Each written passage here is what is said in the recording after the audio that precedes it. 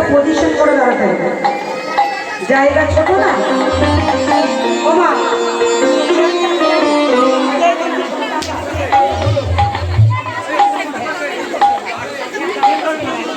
Position করতে হবে।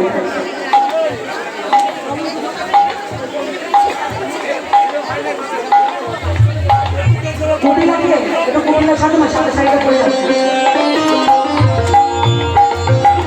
আচ্ছা আচ্ছা, তুমি একটু কুটিলাটা শিখবে। হ্যাঁ হ্যাঁ, বরণডালাটা নেবে একজনকে, সবাই কি হাত ভর্তি, ওই মাকে একবার দাও, একটু কুটিলার রোলটা করো, সাদা শাড়িটা পরে আছে।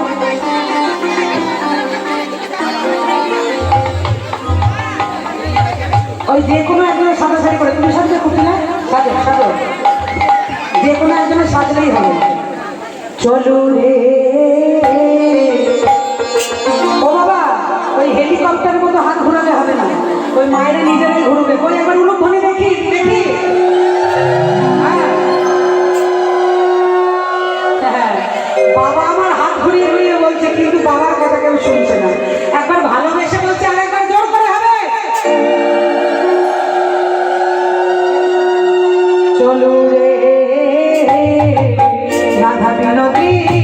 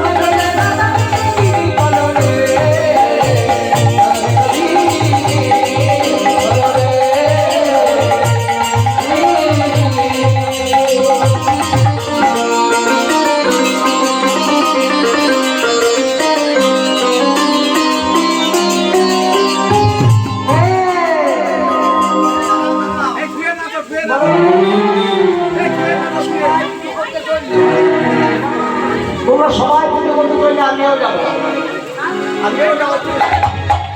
আমি তো ঘরের লোক নই, ওই তো কুটি লাগে বলো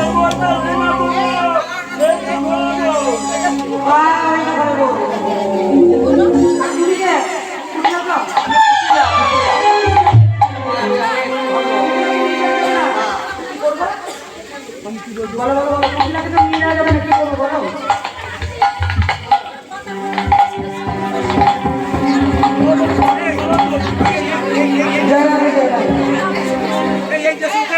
আস্তে আস্তে আস্তে ঠিক আছে বসো।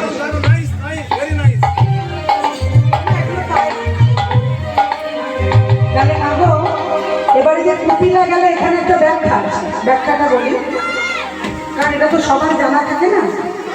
কুটিলা যখন যাচ্ছে তখন আগামী হলে ওনাকে নিয়ে যাওয়া যাবে না। কেন? কারণ আমরা যারা যাচ্ছি সবাই হচ্ছে সদবা, আর কুটিলার তো স্বামী নাই। তাহলে কি করবো না, মাঝ রাস্তায় ভূতের ভয় দেখিয়ে কুটিলাকে বাড়ি পাঠিয়ে দেবে। কিন্তু কুটিলা তো ছাড়ার পাত্র নয় না, কুটিলা দূর থেকে দূরবীন দিতে দেখছে।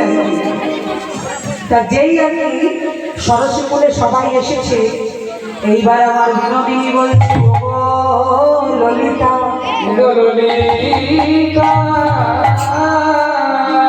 ওরে তুলসী, তুই যে বললি আমাদের সবে পূজার কাজে জোগাড় হয়ে গেছে,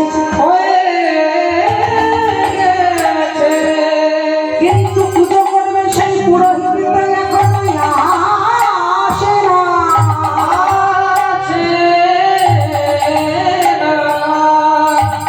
আচ্ছা আচ্ছা, সব ব্যবস্থা আছে, একটু ধৈর্য ধরে রাস। কুটিলা বলছে, ওই জন্যই আমাকে তাড়িয়ে এলো। ওই যে দূর থেকে দেখছি, যা দেখেছি তাই, এবার মজা দেখাচ্ছি। যেই বলেছে, কুটিলা কিন্তু ঝোপের ধারে চুপটি করে বসে রয়েছে। আর এদিকে এইবার গিয়ে তুলসী বলছে, ওগো প্রাণ গোবিন্দ, তুমি একটি পুরোহিত লয়ে চলো,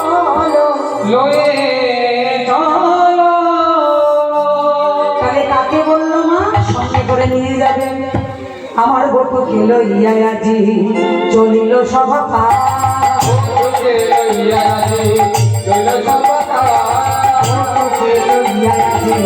চলিল